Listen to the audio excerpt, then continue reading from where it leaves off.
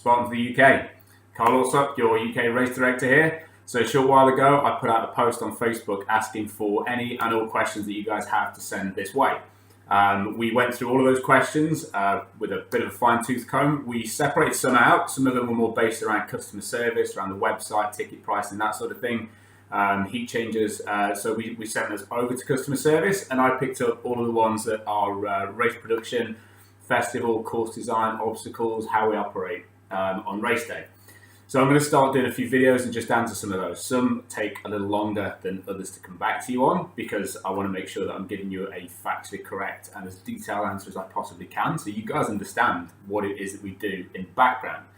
Some of them are a little quicker and I've kind of separated them into sort of 2 or 3 subjects. So if at the end of this, if at the end of these few videos that you feel that there are questions that you still haven't had answered, by all means fire them over. I'm happy to go back and forth and do this for as long as you guys want. If you don't want to send it on a video, grab me on race day, grab me during production, drop me an email, drop customer service an email, ask them to forward it on. There are multiple ways to get in touch.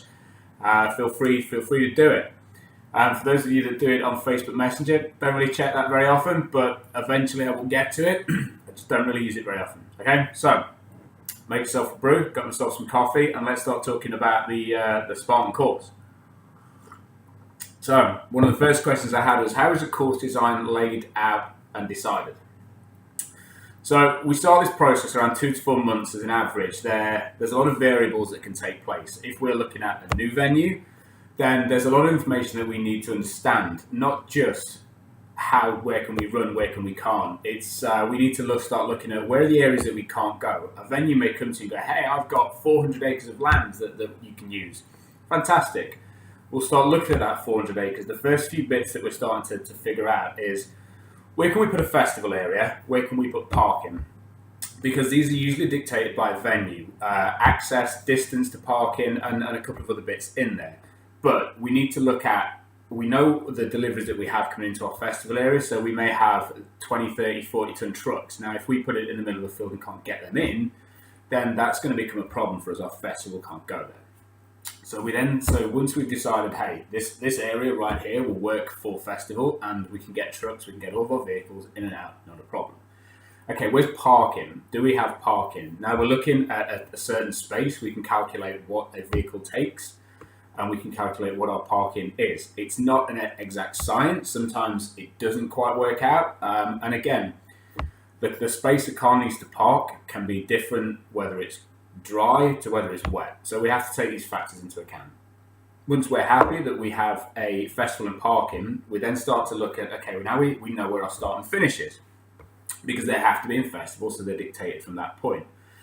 Then which direction does our course flow? It'll generally flow clockwise or anti-clockwise, but we have to know this by going out into the venue. So if those 400 acres that the venue may come to us with, starting to look at what's usable. Now, if you have a 300 acres of land, but you have a 6-acre lake in there that you can't swim in, you can't use that. You have to discount that. If there's space around that you can't get access to, we have to discount that. So what we generally start doing on our first attempts and our first visit is more looking for where can't we use as opposed to where can. And then we'll start drawing, sort of trying to follow a linear route around the venue to go from start to finish. And we're not looking for the trail sections, hill climbs, where obstacles can go. We're looking for the distance that we can get. Where is the course going? Are there any noticeable red flags? Say, can we not get between A and B because there's a lake or a huge bog or a mountain that we just can't get around? These are all the things that we start to look at that make a venue viable or not. But once we have an idea of where the course goes and how it looks, we know where festival and parking is, and we can get back to start and finish, we have potentially the makings of a course. Now, we can do a lot of this on Google Maps, and we generally use that because it cuts down the cost of going out to venues and the time. It can take 2 or 3 days to get on the ground and understand this, and if you're getting to a venue that isn't viable, it can be a waste of time. So we generally do a lot of this on Google Earth and decide, yep, that this venue could work, let's get on the ground.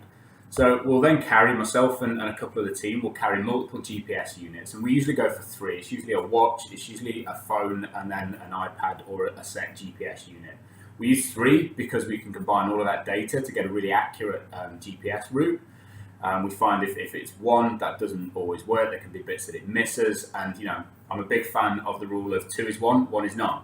If you need it and that data is, or that item is imperative to your task, if 1 goes down, you've still got another one to fall back on. It's a good rule, remember it.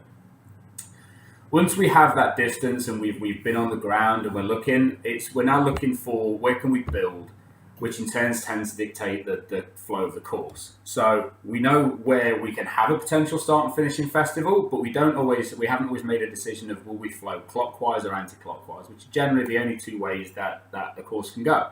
It may look like when you're doing those slaloms that it's not really clockwise or any direction at all, but generally a course will flow clockwise or anti-clockwise. But what can really determine that is where can we build obstacles. We know some obstacles can go further on in the course and some can go later on in the course. And one of the next questions will come back to how do we organise the position of obstacles and which order they go in. But if you take Aston Down, for instance, there's a great rule of there's a great example of the area where we have Bucket Brigade fits really well. The obstacle itself fits there. It's a great carry location. It's rough ready, kind of fits in with what the obstacle is. So we kind of try and keep it there. There isn't really anywhere else on the venue that it would feel the same as it does in that environment. So we'll look for these areas. Where can we build? Where do we have the space to put an obstacle? We could put, we may want to put rope climb halfway around the course, but if A, we can't get to it, and B, there isn't space for it, it can't go there. It doesn't matter as much as we want, it can't go there. So now we're looking for where these obstacles can be. We're starting to highlight build locations. These aren't set in stone, but they are, they are the way they are. We know that this area we could have A-frame, we could have slip wall, we could have walls, we could have spearmen. We know the space we have.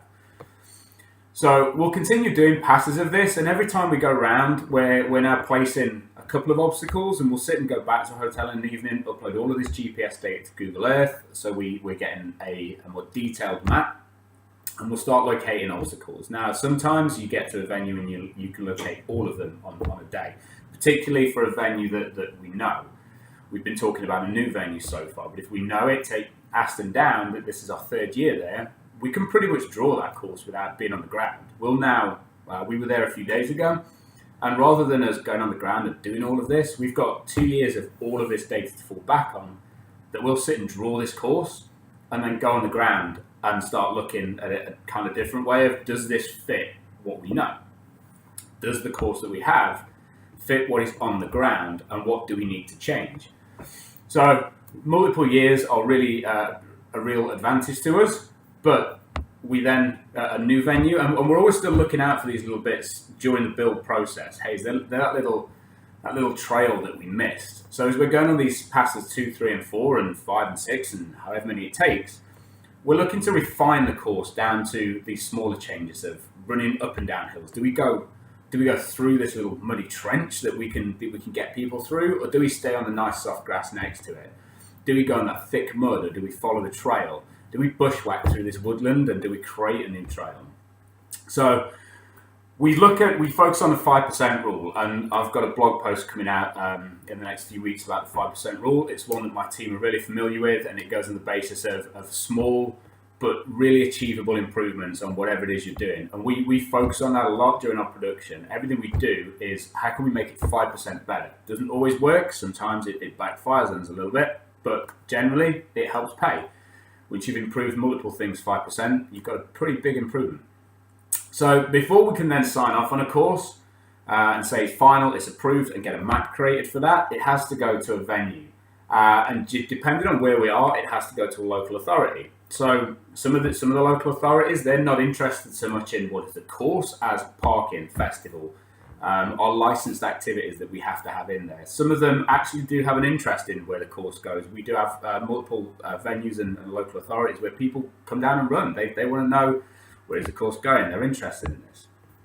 But we have to generate a lot of documentation for local authorities around safety plans and management plans that we have to send off. So they generally get a bit of an input into how the course looks, but the biggest one is the venue. Now we'll always send back to a venue what is our dream venue, our dream course. So this is how we want it to run. The venue usually agree to it because we know what it is they're looking for. We know the sensitive areas that they don't want us running in. We've already had the brief from the venue of what we can and can't do.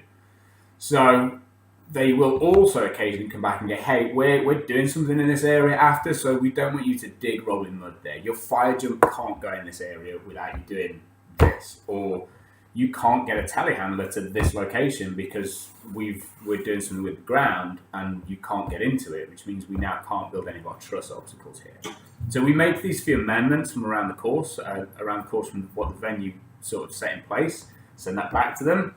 And we always push for what we want as the best experience for you, but also it is their land. We're guests on their property for a couple of weeks. That is their property all year round. So we have to negotiate and agree with the venue of what works and what doesn't. So, in short, that's sort of a 10-minute answer to a question, but in short, the course design and layout is dictated both by restrictions of the venue, locations of obstacles, as in where we can and can't build, location of festival, as in where we can and can't get access to and how far it will be from parking. We try to keep those two as close together as possible. Sure, there are times where you have to walk maybe 300, 400, 500 meters to your car, but we try and let you know that. The closer we can have them, so that's a couple hundred meters, the better it is for you as a racer and as a customer of Spartan. And then in between this, we'll add our own personal flair for what my guys and my course markers see for trail sections, river walks, mud pools, that sort of thing. So I hope that answers your question. And coming up next, we'll start to talk about obstacle positioning and how we actually place the obstacles. So until then, cheers guys, take care.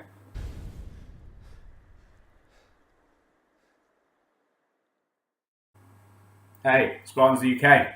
So Karl, Allsop, your UK race director, back again. So in the last video, we talked about how do we decide the course and the design and the layout of everything. And we sort of hit on the fact that a lot of it is dictated by what we can and can't do on the venue itself and what the venue will allow us to do and what the restrictions are. So that kind of follows on really well into the next one of how the obstacle's placed and how is the order designed. So again, this one's probably going to be a one video talking about this because there's a few variables that come into play. And the biggest one we talk about is racer throughput. So this is the number of races that we can get through every minute. So if you look at high throughput obstacles, those at which races flow through quickly. So we're talking the 4-foot walls we get at the start, the hurdles, the OUTs, the over and through walls, A-frame cargo, really good examples. A really quick racer may pass this, say an elite racer may pass this in less than 10 seconds, sort of that 4 to 8 second bracket.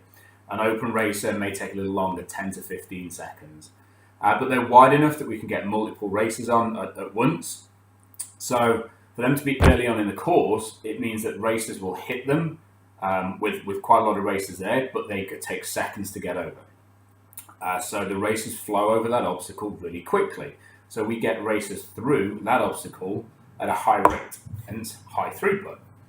If we look at low throughput obstacles, so these are the ones that they flow through slowly. So if we take rope climb, spear throw, Olympus, 8-foot walls, they're again great examples of a low throughput obstacle. Elite racers may pass these in 15 to 20 sort of seconds around that region. And on these times, I haven't really timed them. It's just sort of from the time that I've observed. An open wave may be longer. But the key here is that the number of races we can get onto the obstacle at once is low. So we need races to be spread out to reduce the likelihood of queues. So we now have high throughput obstacles and low throughput obstacles. So if you were to think at the start of your course, sort of in that first 500 meters, you put spear throw, you'd always sat around waiting to throw a spear. Because every racer, those 150 races we have in a wave, every racer hits that obstacle. Everyone's waiting for that spear. We can only get 10 races through at a time. It takes about 20, 30 seconds to do it. We then have so many races burpeeing, and in our burpee zone, that needs to be huge. Whereas if we have 4-foot hurdles or OUTs or A-frame cargo, all the races hit it really quickly in those first few hundred meters. That is usually sufficient to start spreading out the faster runners at the start, the less speedy guys towards the back end. Then races start to get over these obstacles really quickly. So we now know that our high throughput obstacles that races get through quickly and we can get a lot through need to be earlier in our course. So sure, we could add lanes to low throughput obstacles to increase them to higher. So we could add more spear throw. We could go from the 10 that we have to 40. So we can get 40 races every 20 seconds through an obstacle. So we're now looking at how many can we get through a minute? Well, 40, 80, 120. We can get 120 races through, so within a minute. So that could go right near the start. But that then gives us other complications that show it's not as easy as just adding spearmen or adding more lanes. More lanes require more space on trailers to transport. We need to take that kit with us from one place to another. Our space isn't infinite, we only have a certain amount, so eventually we need to add on another trailer, which adds cost. We have to buy that trailer, we have to pay for that trailer to be transported. More lanes take longer to transport from our base camp out on course. So we need more logistics to get it to a venue from our storage. We need more trailers pulled. We need more haulage. When we're on site, we now need more vehicles to transport these obstacles out on course. Before going 10 spearmen that we could get on the back of 2 ATVs, we now have 40 that we need all of our ATVs to get out and do multiple runs. So the build time takes longer. If the build time takes longer, we need longer on site. More time on site means more cost. Again, labour, food, accommodation, equipment hires, additional venue days, everything that we have. If we're on site for longer, it just costs us more money. In general, more cost equals a higher ticket price. If it's costing us more to put on an event, a lot of people have sort of realised this. OCR, you think there's a lot of money involved to be making it. There's a huge profit. There really isn't. The margins are really narrow. But if it's going to cost us more to produce an event, it generally has to cost us more. A ticket has to cost more for a race to come and do that event, which we don't want to increase it when we don't have to. So this option isn't always really realistic. We have to cap the number of lanes we have at an obstacle somewhere. And yet we occasionally add in, I think this year we're going to add on an extra couple of 8-foot walls to just help out at the finish line and just help races flow over. But it's not always as simple as, well, just make your A-frame wider, just add on more spearmen. Sometimes we can do that like we are with the 8-foot walls, but not all the time. If you were to take carriers, sandbag, farmer's walk, tyre carry, these sort of things, bucket brigade, they can be both high throughput and low throughput. The difference is where on the course the carry will take place. A sandbag carry up long, steep woodland hill will take a lot longer than one on a flatter, firmer footing. So remember, the longer the carry takes to complete, the less people we can get in. Again, we only have a finite number of sandbags or carry items to take out. So the longer it takes, the longer it is till those items come back, and the longer it is to complete the obstacle. So we can now have a lower throughput obstacle. And sure, everyone who knows me knows I'm a massive fan of carrying heavy things for a long time. So yeah, you will get long carries. They'll tend to be later on in the course. When you're fatigued and you've just got to carry it, hey, they're the times I love. Because carries are a leveler. There is no easy way to do it. There is no quicker way of doing it than just getting that onto your shoulders or however you want to carry it, the bucket of your chest, and just sucking it up and doing it. You start, you finish. There's no complaining. You keep putting it down on the ground and thinking it's going to get easy, and it's not. That is why I love carries. They will bring you straight down to who you are and just your raw grit and determination to get through. So, we now know which obstacles can go early on and which need to be later on. From here, we look at where can we build. Does the space allow us to build cargo net, slip wall? Is it only big enough for a set of walls? Then how do we access it? Spearmen can be transported on small vehicles and built by hand. Hercules hoist needs a telehandler. It needs a larger vehicle. We need to get plant and more kit in there. If we can't fit it where we want or can't access the location with the equipment we need to build it, it can't go there. Irrelevant of how much we want it to, it can't go there. And sometimes, as we've already talked about Aston Down, the area for Bucket Brigade is a great location for Bucket Brigade. If you think from your knowledge of the venue, there isn't really anywhere else that fits as it does in that area. And then you have the Valley of Death. It's a huge space. If we use our obstacles as a passing point, A-frame, slip wall, and a few of these obstacles, we can have races going over and races going under. We can put more obstacles in there. For those of you who know what the Valley of Death is like, think what that would be like running into and there just being maybe 2, maybe 3 obstacles in there. You kind of feel a bit disappointed. It's a huge space that we can take great advantage of and get a lot of obstacles in there. and contain a lot of the course in there pretty well. So we're now looking at locating A-frame there, so we can increase the time that the course is in there and also increase the number of obstacles. Remember, the later on you get into the course, you now get into those higher throughput obstacles. So we could now potentially put Spearman in there, we could put Olympus in there, Z-walls, traverse walls, all these obstacles that take longer to complete, we could have them earlier on in the course. So, in short, placement is pretty much set by our course flow, our throughput, our build space and access. And again, as we've already discussed, venue approval. We can put an obstacle wherever we want it, and we will always send that course back to the venue for approval on what we run as a course. They will then come in and give their input of, hey, you can't build rolling mud there. You just can't dig there. We don't want you to.